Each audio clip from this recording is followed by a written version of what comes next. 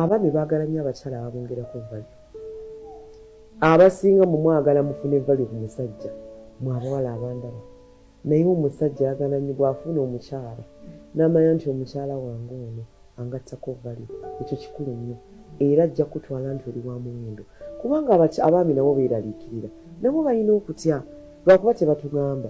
Naye bw'amanyi nti mukyala wange ono value yange ajja kukukolera kyonna ky'oba oyagala kuba abamanyi nti ono annyongerako wendi.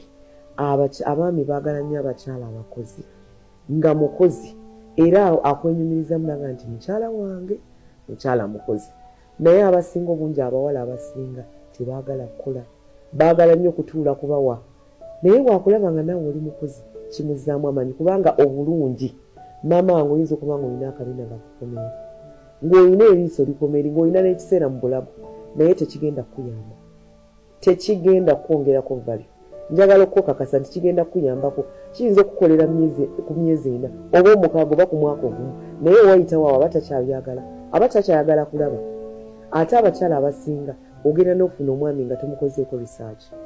Abasajja waba yakakukwana ajja kukulimba ebintu bingi nnyo bingi nnyo, ajja kukolera ebintu bingi nnyo. Naye abasajja tasigala ng'akola bintu ebyo okuggyako ng'alabye nti omukazi wange ono wa mulamwa, bwe mufiirwa banfiiriddwa. Kasita akulabamu ekintu ekyo ajja gezangako lubeerera na lubeerera abeere ng'asobola okukolera.